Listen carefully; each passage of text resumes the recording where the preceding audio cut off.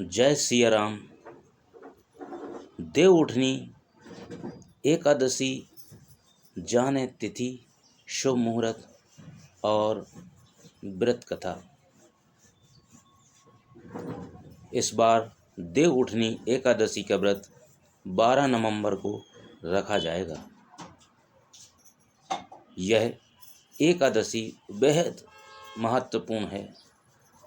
मान्यता है कि इस दिन भगवान विष्णु 4 माह तक सोने के बाद जागते हैं।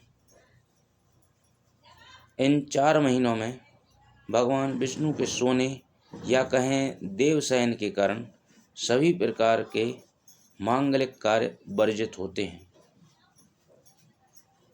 भगवान विष्णु के पुनः जागने के बाद ही सभी मांगलिक कार्य संपन्न हो पाते हैं।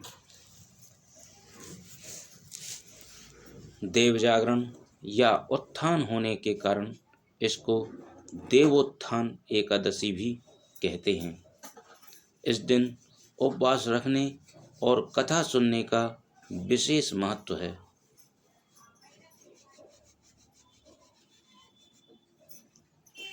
देव उठनी एकादशी की तिथि और शुभ मुहूर्त। इस बार कार्तिक माह की एकादशी 11 नवंबर को शाम के 6:46 से लेकर 12 नवंबर को शाम 4:04 तक रहेगी।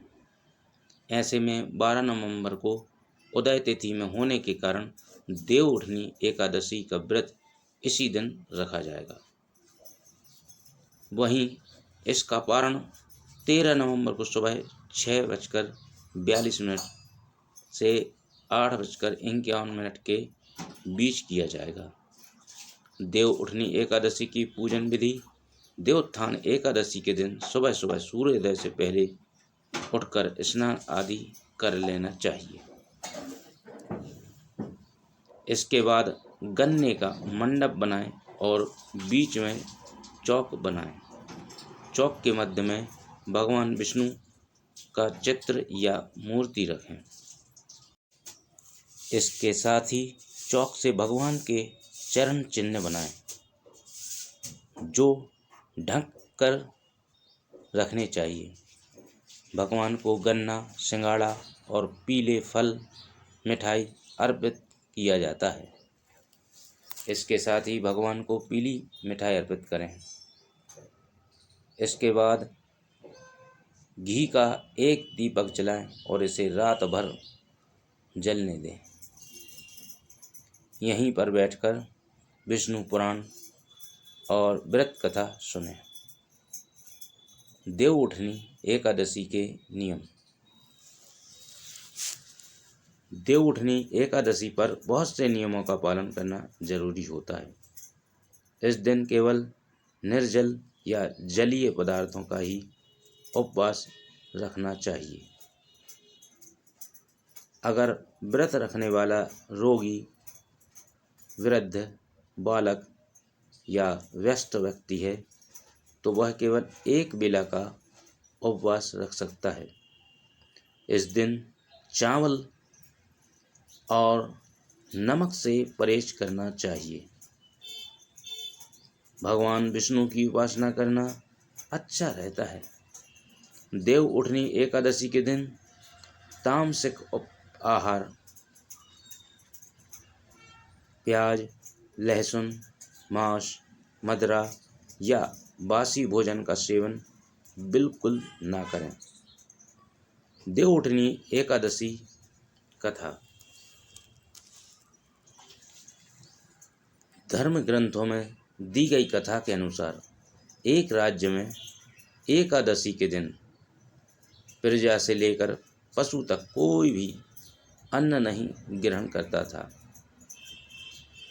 एक दिन भगवान विष्णु ने राजा की परीक्षा लेने की सोची और सुंदरी भेष बनाकर सड़क किनारे बैठ गए।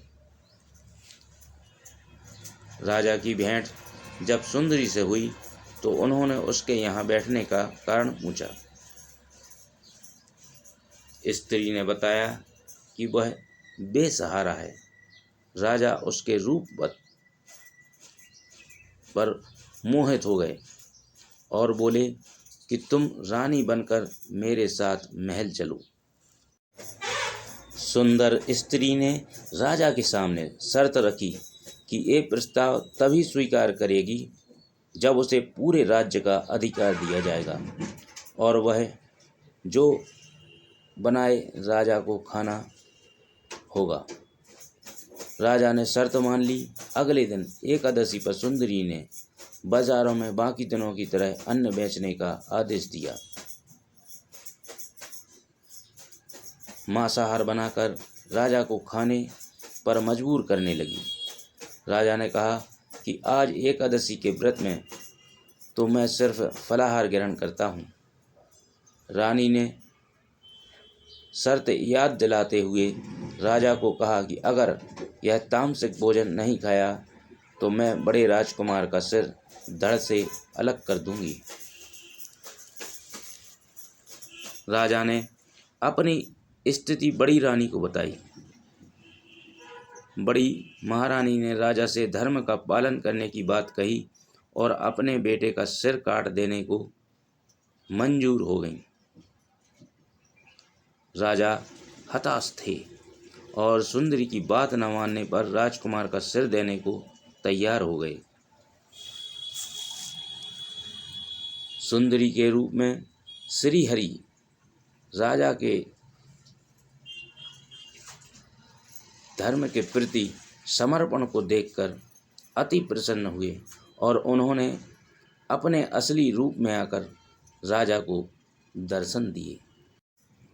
भगवान विष्णु जी ने राजा को बताया कि तुम मेरी परीक्षा में सफल हुए, कहो क्या वरदान चाहिए।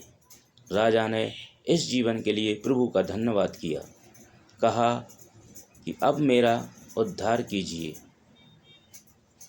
राजा की प्रार्थना श्री हरि ने स्वीकार की और वह मृत्यु के बाद बैकुंठ लोक को चला गया। जय श्री राम। सभी सनातनी चैनल को सब्सक्राइब करें।